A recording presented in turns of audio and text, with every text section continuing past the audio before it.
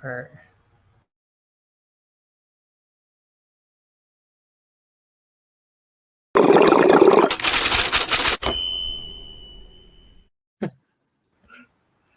I always love that intro.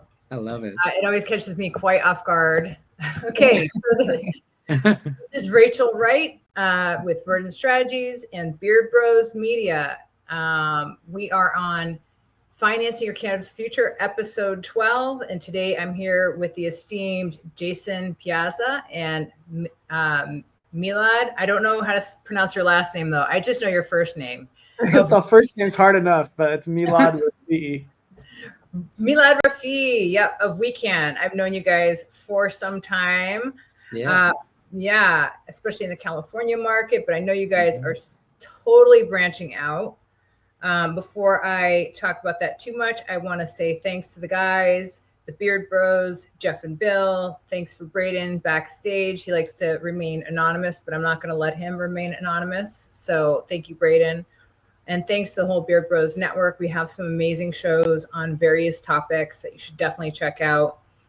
Beard Bros Farms with a PH is the website, and then also YouTube. It's Beard Bros, I think, Media Network. And then we will also post some of the clips on our Verdant Strategies YouTube and also through LinkedIn. So you'll find the full length of this there. So welcome, guys. Again, Jason, Meilad.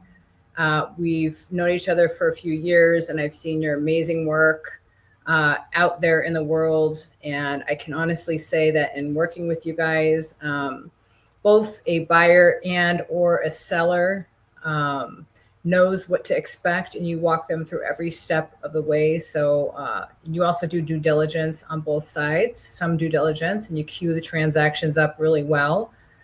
So I want to say thank you for your service in this industry for so many years. Thank you, Rachel. I kind of want to return that, right? Because having worked with you on deals and seeing the financials that you've sent, and having you answer questions in the middle of a transaction has been really great. You're a real credit, real value to your clients.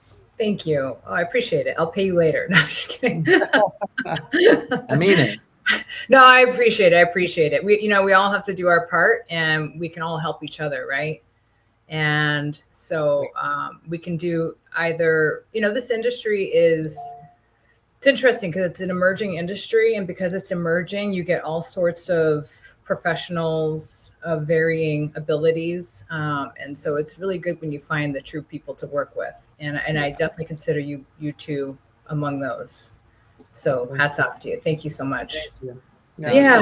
Yeah. To be a part of the credible community in the industry. I think we worked hard on that, and we like to align ourselves with other folks like yourself for that reason as well too.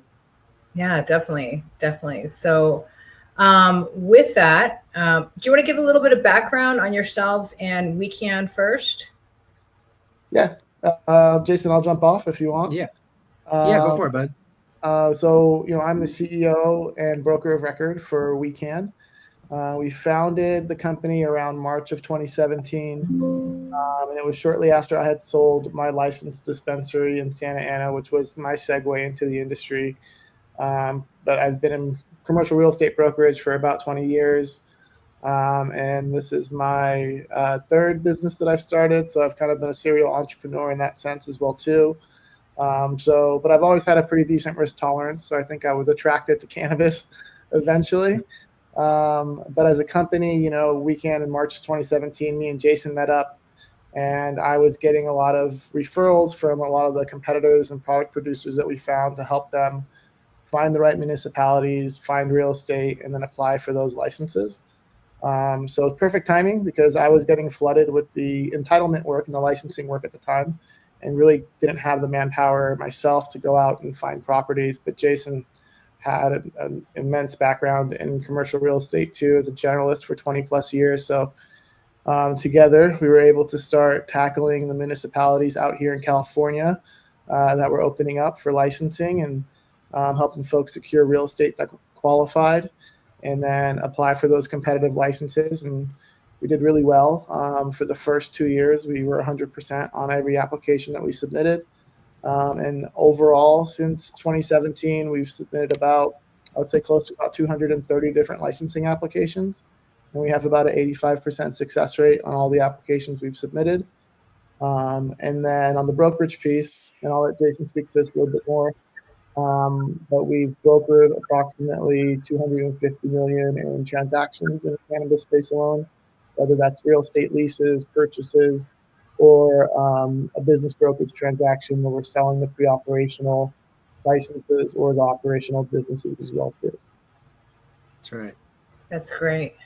Yeah, go for it, Jason. Yeah, we're really proud of the work we've done. I was raised in a real estate family, and been licensed for, I don't know, 23-ish years, working specifically in Southern California commercial real estate as a generalist. So I was representing tenants and landlords and buyers and sellers in all the asset classes.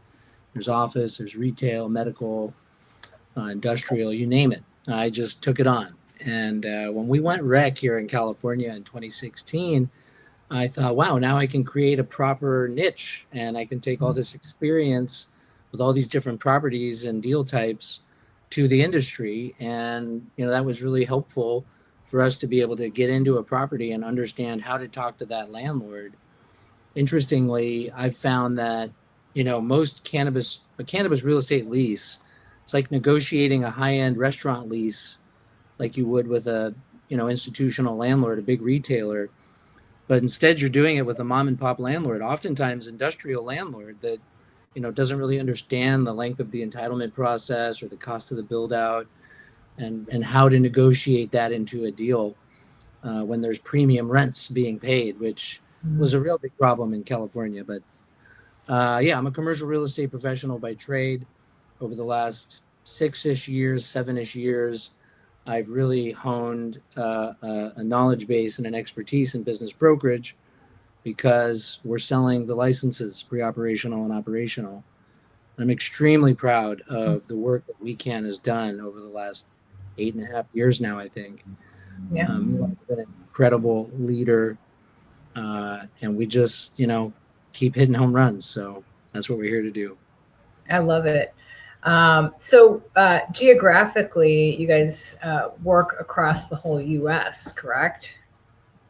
Yes. We started out here in California, and we're really busy for the first couple of years. But we've branched out. I would say it's about 3 years now where we've started doing more and more work in other states. And one of the focuses, I think, is New York right now, right? Yeah, New York and New Jersey, we've been very active in. Really, we started targeting markets that were converting from medicinal to adult use. It works really well for the services that we provide and helping folks expand into that space.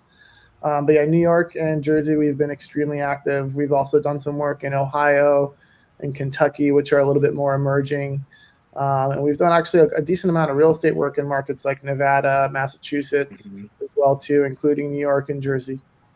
That's awesome. Yeah, we've had listings in Maine, Massachusetts, Ohio, Michigan, Nevada, Arizona, New Mexico, Oregon, all over California. Wherever a client takes us, we understand that we have the contacts and know-how to be able to source real estate or sell the licenses or businesses. So. And just to add another point to that, I think being from California is helpful, because I think people tend to look at California and see it as like this blue, left state, and think all the politics are the same. But it's quite the contrary, right? You go from San Diego to LA County to Orange County to where we live, to Central California to the Bay Area. I mean, it really changes politically from one pocket to another, and we had to learn how to win in all those different environments. So it's been helpful, kind of learning, even though it's been bad, I think, for California as a whole, that the local municipalities have had that much control in what they do and they don't do in terms of opening up stores. It's been helpful for us to have to learn all these different climates when we were expanding nationwide. Yeah, definitely. I know with like municipalities and dealing with just even the tax ordinances, it's quite a nightmare. And then I'm sure with you guys dealing with license transfers, and knowing whether there's transferability within the cities is key to know that too, right? It is, Yeah. and that's a really weird thing to me still to this day, that a city would be able to limit the ability for somebody to sell their assets. I mean, yes, you awarded to this specific individual, and I think that's the real leg they have to stand on. But still, at the end of the day, it's an asset that holds value, and they should be able to transfer. But yeah, it is really important in a state like California to know which municipalities are going to actually let you sell your assets. Right. Because either it might have to be a stock purchase agreement if you're buying, or an asset purchase agreement. I think that's really important, that people don't realize that they need to look at that first, and that's how you structure the deal. That's right. Or the membership interest purchase agreement, the MIPA. And they all require an MSA, a management services agreement of some sort or another. And even the state has, limits on how things are transferred. So every state, every municipality seems to look at it a little bit different. And we do have a team that handles research for us, because we were so heavy on, or are so heavy on, licensing and compliance. That was a real benefit to the real estate team, because Meilad and his researchers would just have everything at their fingers. Not a lot of brokerages that work in cannabis have the tools that me and my team have when we're sourcing real estate, or even doing an M&A deal, just to know ahead of time, what are we going to face here? What is the city and the state going to look at? What are the regulations? What's changing? I can get all that information really easily. Yeah, that's funny, Jason, because we were just on a panel, right, at Benzinga with with Will Bowden of Grasshopper Farm. Shout out. And he was saying, he was saying, find a jurisdiction that you can actually work in, right? That's friendly, that's accessible. And I think that's a huge piece of it. That was a great point that he made. A really great point. Such a great point. Yeah, find a municipality. I think the way he said it was not where the voters forced him to, and not to say that all of those municipalities won't work well, but where the city actually got together, the council members, and put forth a framework to embrace cannabis. Those are the cities that are going to be most willing to work with the clients. Wouldn't you say that's pretty accurate, Mielad?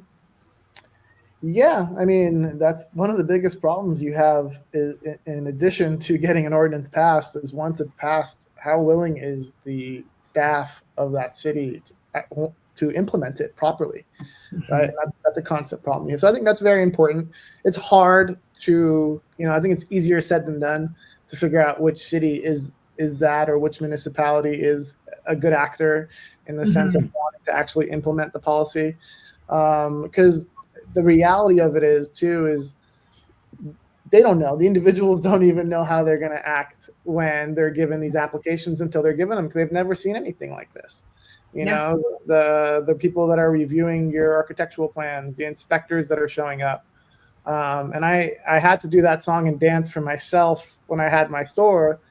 And it was coming from someone who had just done hundreds of thousands of construction projects in my previous company, and having to maneuver through those type of jobs. It was something else just having one cannabis entitlement project for myself. And every single step of the way, I was just surprised. I thought, I'm this young entrepreneur going in, and these folks are going to educate me, but I was constantly educating them about why we had to do it this way, or how those rules make absolutely no sense. And, it's painful, but that's also part of, the byproduct of being a frontiers person and in a new space, and benefiting from that as well too. You got to be ready for, in some senses, being an educator. While you're educating yourself, you're educating the constituents, you're educating the staff members that you're working with on a city level, and you have to be ready to roll with the punches. That's definitely a key. And changes in city council members, right? Like there's been, if it's a state-run initiative, changes in the leadership at the state level, because there have been times where municipalities have embraced a framework, gotten the ball rolling, and before they've gotten to a point of really like awarding winners, they've elected a new council that ends up being anti-cannabis, and now everything is in turmoil. We're experiencing that in a couple jurisdictions here in California right now, and it's like, wow, like you guys are really dropping the ball here. People are spending money. And it's not good for the economy either, No. So I see that in like certain cities where they not only are not friendly to the businesses, but they're also not. They also over license. They issue license unexpectedly. I think that's another issue. Right. I think of La Mesa all the time. That's a city where they just issued way too many licenses, and now it's kind of a bloodbath out there. And there's other cities that's happened with too. So I know every. Mesa. Yeah, exactly. So many. Mm-hmm. Right. And I went way off script, but I just am kind of going organically because it seems to be working very well. But I do want to go back to like foundational concepts, foundational financial terminology and metrics. What do people need to know when they're either acquiring or selling a license? You want to take that, Jace? Yeah, sure. So there's quite a lot. It's all important to understand. I don't think any of it is really, rocket surgery per se. But they need to understand really well the financials of the operation. Now, those financials are going to be more important for retail locations, in my view, than they are for production licenses like cultivation or manufacturing or even distribution. But in a retail business, you need to know what the gross sales are. And then you need to know, I've heard people call it net sales. I've heard it called gross profit, but what that sales number is, that top line sales number after the state tax, any kind of excise or local additional cannabis tax, because that's your real top line number. Mm-hmm. It can be important to know what the gross profit after cost of goods sold is, but I would zoom down personally down to the NOI or EBITDA, depending on what's provided, and then work on multipliers really of that bottom line number, because that traditionally in M&A, when you're selling a business or buying a business, is where the profitability is. Mm-hmm. Now, of course, that's a pre-tax number. It doesn't take into account 280E at the federal level or any kind of income tax of those profits, but understanding those financials, understanding how you might improve those financials by eliminating redundancies in some of the costs. Mm-hmm. If it's your first time into a dispensary and you're buying retail, but you're experienced in cannabis, you're going to have to really acquaint yourself with all of these different line items so that you understand how you're going to operate that business and operate efficiently. But gross sales, net operating income or EBITDA, and then applying a multiplier to that net operating income line and comparing it to a different multiplier for the top line. And there was a time, and there still kind of is depending on the market, where top line gross sales multipliers are relevant because there hasn't been enough history yet in the industry to really understand what the NOI is, or is that consistent? Is that just 1 year? So we ran into kind of a pattern here in California where we were using very high multipliers of gross sales. Mm-hmm. And there was I remember those days. Yeah, I mean, there were some huge sales that got times, massive numbers. Yeah. And, it was like up to 2 times gross sales, mm-hmm. which at the end of the day, after we got a chance to look at NOI, buyers were like, wow, I just paid 11 times NOI.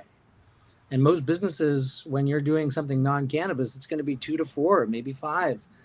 Every industry is a little bit different because of the profit margins and the demand for acquiring those businesses.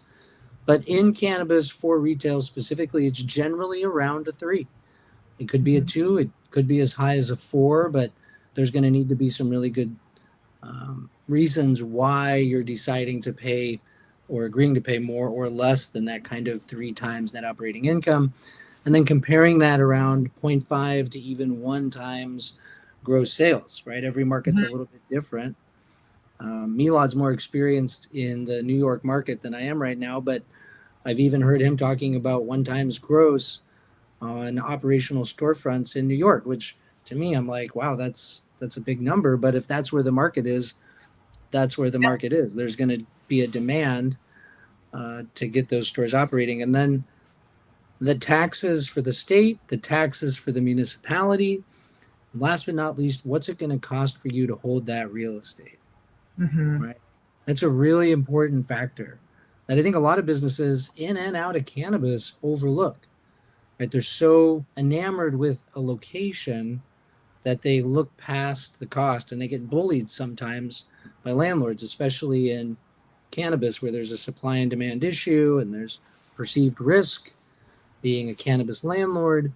And, there was a time here in California where, it was normal to do a cannabis lease at double market rent or to buy a building at double market rent. I saw it up to 500% Oh in yeah. some areas. And I tried to push back, and you can kind of guess how well those businesses went. Because if your Yeah. rent's too high in an industry where profit margins are slim, like cannabis, you're basically just making the landlord money. You're working for the landlord now. Yeah, I mean, I guess I could see in the early days, right? In the early days when the feds were actually like seizing properties and seizing tenant product and things like that. I remember there were days that used to happen. So I could imagine as a landlord, the risk factor was super high. So I could imagine Yeah. that it could be somewhat substantiated, for maybe Yeah. three times or something like that. But I think those days are long gone now that the industry is normalized, right? Right, but there still does need to be some level of premium because there is a real risk for the True. landlords when it comes to banking and insurance. That all can be kind of passed through in all reality. But, in a more mature market, we're seeing 10 to 20% premiums over market rent, which is still a healthy premium, but it's healthy for both sides. Right now, the operator can actually operate. There might be some cases still, I mean, there are where it could be up to 50%, but that's got to be a real banging property that's got the Right. visibility and parking and walkability and vibe. Maybe even the layout's good to go, and you don't have to do a lot of TIs. You might be able to get up to 50% that way, but generally it's going to be 10 to 20, maybe 25%. Yeah, and it's going to really affect your exit too, right? Oh yeah. That's one thing people don't look at is I'm going to get in, I'm going to make this money. But again, when the market normalizes and you're trying to sell a business like we are in California today, and you have a cultivation that has $80,000 in rent, and how large of a cultivation do you have to justify that, right? And we're not working with that in LA. At max, you got a 30,000 square foot building, maybe 40,000 square foot building in that situation. So that is a big factor. I've seen many listings sitting on the market because they got some crazy rent and the landlord's not willing to negotiate. And even if the landlord's willing to renegotiate, we've done that successfully a lot. I think that's one of the hardest things to do is get a landlord to accept less than what they've been accepting previously from the business. But it just adds one more curveball to an already hard transaction to close. So that's Rachel, yeah. Sorry, Mielad. I wanted to go back because I did focus on the concept of understanding financials for a retail operation. And, for non-retail, for more production-oriented facilities, I do think it's important to look at the financials, to analyze the financials, to kind of verify how much they're growing and see what they're getting for the product that they're making. But every operator in a production facility is going to have a different vertical integration, a different supply chain, a different way that they get their product to market. So the financials for one cultivation or one manufacturing facility are going to be different between the seller and the buyer. The seller might be doing all wholesale, all bulk, right? But the buyer might be vertically integrated. They might have their own stores. They might have a lot of white label contracts that they're putting together. Maybe they do some wholesale. So it's really more about... that might be why they're willing to pay a little bit more. So for example, maybe they need a distribution hub. Maybe they need a little bit more cultivation. Yeah. What the facility can produce, how much, what kind of equipment it has. And that's what you need to understand in a production facility. What changes am I going to need to make? How old is the equipment? What kind of licenses? Is it volatile manufacturing? Is it non-volatile? And really, to price those out, it takes expertise. You need somebody like WeCan to come in and help you understand how to value that kind of business, because we've sold them, we understand the trends, and yeah, we can really help structure that opportunity. So let me ask you, just on that point, if somebody needs some help with a bit of valuation, I think I've called you guys before for this as well. Not like an official appraisal valuation, but if they're just trying to get a sense of, what I think I sent, some folks to you the other day. In fact, they were wondering, is now the time to put our license on the market? When is the time? I think that's a great way to help business owners, and hopefully, when they actually do need the transaction, it's a way to talk to them as well and be right there for them. So is that a service that you actually offer? Yeah, I mean, we can do in-depth analysis, a little bit more like an appraisal, of Wright's opinion. And that's something we'll charge a fee for, because we're going to spend, upwards of 20 plus hours probably, working together to come up with a good strategy in terms of what it's really worth, especially if you're presenting to a bank or investors. Or in some cases, we've even had eminent domain situations where you're presenting that to the state. You want to be able to show a lot of in-depth analysis on how you came to these numbers. On the other standpoint, like you said, if someone's just trying to really get an assessment of what their business is worth quickly, we can do that. We give them an assessment like we're going to put it out in the market. We don't have to put it out in the market. It's just ultimately a listing proposal. And we can normally turn those around in about a week or so, depending on what we're working with and how in depth it is, how many numbers we have to look at, for pre-operational versus operational or something in that regard. Yeah, I'm putting one together right now. Broker price opinion. Some people call it a broker opinion of value. This is for a property owner here in California, a fairly large real estate investor who took on a couple big properties. They're trying to figure out what to do with the property. And so they've asked me to put together a BPO, and doing it for the real estate, both as if it were cannabis, as if it weren't cannabis, sale and lease, and then the value of the businesses that are there. It's going to be a fairly comprehensive BPO, but I'm confident that we'll do a great job at it. That's great. So on that note, sale, if you're going to acquire a building versus lease a building, how do you, as an operator, make that decision? What are some of the key factors? Well, I mean, I think one of the biggest factors is going to be just overall state of the economy in terms of interest rates that you're going to be able to get on that commercial property compared straight up to your lease rate, right? Again, you have to take into account the build out, right? It's a double-edged sword. One is, how much do you need to spend to get this business operational? And instead of throwing that into a down payment for a building, do you need that money? I mean, is it, it's a matter of you will run out and you ultimately have a building that you can't build your business out in. But then at the same time, you got to think, how much value am I going to build into this building for somebody else, right? If I'm spending a bunch of money. So I really have to think of that both ways. I think if you have the ability to get the property at a comparable mortgage to what you're going to be leasing at, of course, if your mortgage is a little bit higher, that's still fine. Because then you can use depreciation, of course, at the end of the year, which you know better than I do about that, Rachel, and those benefits that come along with it. And then also, again, looking further ahead, like what's your budget look like for how to get operational? Maybe it's a matter of being able to leverage that business to go and get more loans for cash, for OpEx and whatever you're going to do. So a few things taken into consideration, but most folks in our industry are looking to lease. I think because of a lot of the hurdles that you're going to run into before you get operational, and that increases the risk level of the business being successful, right? So getting out of a lease, and maybe even have pre-negotiated some clause where you can't actually get out of the lease for a fee, or maybe just get out of it altogether. We've seen that if your license is revoked, or of course, on the front end, if you're applying for a license and having a contingency of that license even being approved and you having a lease to actually continue paying on. Those are all things that you got to definitely consider. But I would say, yeah, close to maybe 80% of the time or more, we're dealing with folks that are looking for leases, just I think because of all the hurdles you have to overcome to become And even if they successful. can buy it, it's usually like an investor partner of theirs that'll buy the building, and they'll end up the operator will end up leasing the building.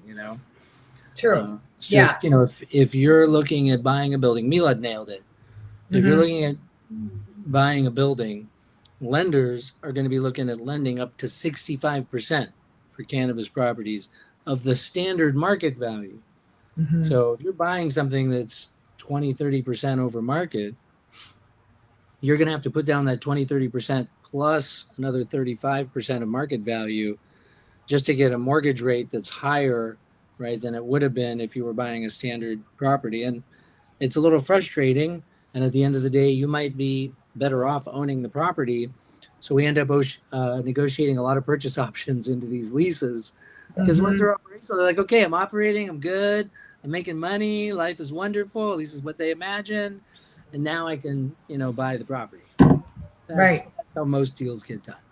But having strong language in that option is also very important because a lot of times the landlords, if they have any out, if they have any wiggle room, they'll really make you work hard to exercise that option.